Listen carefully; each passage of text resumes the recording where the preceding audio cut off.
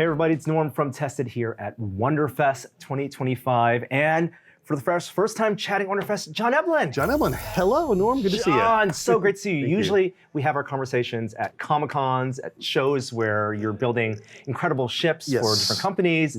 This is your second year at WonderFest. I saw you here last year, I did. as a fan. You were at a panel, you're a special guest. Yeah, I was, and this year as well. And this year, not only a guest, but also a contributor. I brought some work. You brought some work. Yes, Oh. which let me tell you, I've been a professional model maker for 25 years, and bringing anything to this show in front of the amazingly talented people here is a daunting, courageous act. It was all about, just wanting to, just show people what I can do on my own for myself, but also just the folks that are here. That's just the talent is just, it runs so deep, and it's so impressive. It's so impressive. We know you from all the incredible products that you, in your various roles at different companies, and also now at Eblan Works, manufacturing, for collectors.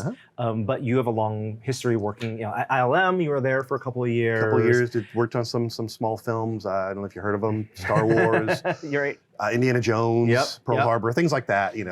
But as a professional model maker, your job is often different than what a hobbyist would be doing. The time scales are different. The requirements are different. So coming here, I hope it was invigorating. As a show. It really was. It was. Yeah. And then you're seeing folks, not only build kits but design and scratch build. Exactly. Right. And what the community has taken inspiration from the work that you've done professionally, you and your colleagues.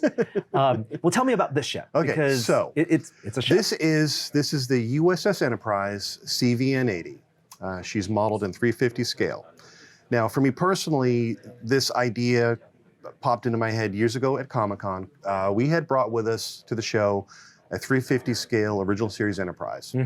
And along with it, I had printed a 350 scale shuttle orbiter to go with it. And it just kind of sat below the model. And for me, the idea was to show people the scale. Yeah. Because most of us have an opportunity to see a NASA space shuttle somewhere in the country. Which is massive. When and you're when under a space shuttle. you actually see one and you realize how amazingly big this real spaceship is, it's humbling. And I thought to myself, so if a person can visually see how big an orbiter is, and then they see next to it a fictional starship of something that they love, and they can visualize easier actually how big that Enterprise is, or that whatever that ship is together. So I thought to myself, I love the Navy. I love the Enterprise, and the Enterprise has a history with me and with fans. And I thought to myself, okay, they're going to start constructing the CVN-80, the new Enterprise. I'm like, so I want to make a model of that. So over a couple of years, we put together a digital model. We printed it about 5 years ago, and because of work obligations, family life, and everything, it just sat on my shelf. And it just sat there, kind of calling out to me from time to time, please build me. And then, so about a week ago, I cleared my schedule, and I'm like, I'm gonna build and finish this. I'm gonna bring her to the show. So I laid out a plan of attack. At that point a week ago, all she was just the 3D printed lower hull. Wow. And a couple of the ships of the vehicles on top were printed, but nothing else was done.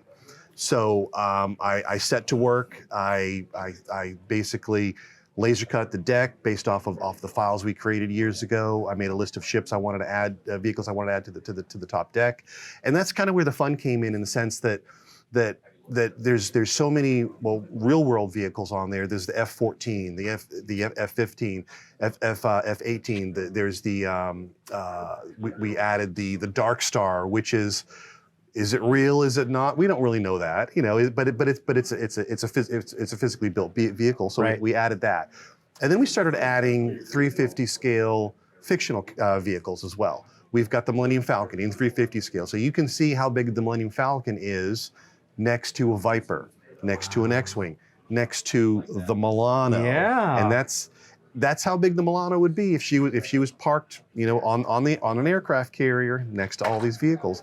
And again, that shows how massive, and in some cases how small these ships are. You know, sometimes like you think of the Falcon as this giant ship that people are running around on the inside of, but it's not actually that big. You know. Well, to your point, it's the scale of the real-world vessel. Exactly, That's what it's showing. Yep. Right, an aircraft carrier, which again, 1,100 feet long. It's so massive. It's a floating city. Like, wow, it is, you know, absolutely. You know, that's 4 acres the island of real estate there. Oh my gosh, Yeah. this is so much more tangible and visceral than saying like the size of the Paramount parking lot for an Enterprise. Exactly, right. Or 3 football fields. It's Right, like, I haven't been to a football game in a couple of years, so I know what 300 yards or 100 yards is, but 300 feet. So, so I kept adding, you know, just different ships that I could get my hands on. And one of the cool things about this is that it can be kind of like a fluid project because, like, let's say next week I want to add the Space 1999 Eagle to the deck. I can just create one of those, put it on there, and put it next to something to show the scale. So every vehicle on the deck here is something that you created and built, or any of these off the shelf? There are a few that are off the shelf. The Millennium Falcon is a kit. Slave One, kind of like a little blind box toy. Okay. The Shuttle Tidirium is a blind box toy. But the Milano here, she was based off of the files that we created many years ago. I remember seeing that one. Yeah. So we took this giant file and condensed it down into something that's only 6 inches across. The computer did not like that very much. It fought back. Yeah. But as the hangar goes, the hangar's got the some full ships interior inside there as well. Oh wow! And the way I built her is we can actually remove the top deck to access the hangar on the inside, so we can swap ships out in there as well if we want to. Yeah. So I got it all done in a week. And I was pretty happy. There's the only decals or graphics that are on here are on the space shuttle, but everything else, all the hull markings, all the hull paint, that's all just epoxy based paints that we made masks for. We laid them down in different layers to get it on there. And I was really happy with how it came out. Again, I very rarely do anything for myself because of the time constraints. So it's going to be for me it's very satisfying to know that I'm actually bringing this home, because a lot of folks will ask with stuff that we build for clients, like, aren't you sad to see that leave? I'm like, I'm not, because its goal was to go to that client and it's fulfilling its goal. Right. Where in the case of this, its goal really was to just give me something to kind of like reinvigorate my love of what I do and stay with me. And which is what many of these models here. Exactly. That's their purpose. It is. And as long as I've been doing this, and as many models as I've sent out there to the world, and I love doing that, every now and then I really do enjoy just having one for myself. Awesome. and just being able to say, this is why I do what I do, and this is why I enjoy it. Yeah. So from one of the models that you did most recently to one that's from maybe over a decade or two ago, you brought a second model, and this one is serve a completely different purpose. You're telling me. So let's bring this ship over. So what we have here, this is the piece that I built for ILM. This is what it's referred to. I refer to as my resume piece. Okay. So back in 2000, no nothing, just 2000. I applied to ILM.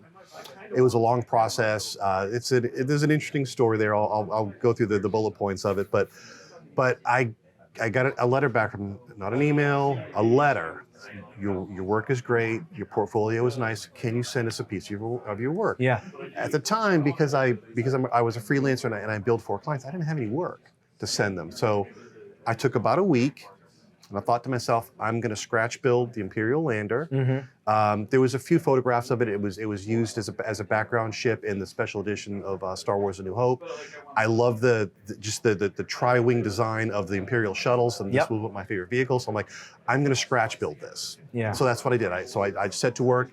She's basically composed of hand cut acrylic and styrene and brass. There's a few kit bashed parts on there. The curves are all filled in with, we used a Bondo, I used a Bondo material to take care of it. This was a clear piece of acrylic that I painted black on the backside, because I just didn't have time to detail the inside of the ship. Yeah. Now she did light up when I first built her. She had formation lights, she had blue engine lights, but over the past 25 years, those connections no longer work. So she doesn't light up. But what she does do is, I did make it so that the wings do fold up. Yep. And like it did in the movie. What I like, the thing about this ship that I really like is the age. She's 25 years old, and what that shows, if you ever get a chance, to go to the Star Wars archives or see just an old model on display, they look old, and they look old because they are in fact old. Things start to happen. The paint starts to just go a little bit different. Some of the styrene starts to kind of curve up a little bit. Yeah. And that's what this is doing, because it is aging naturally, like it should.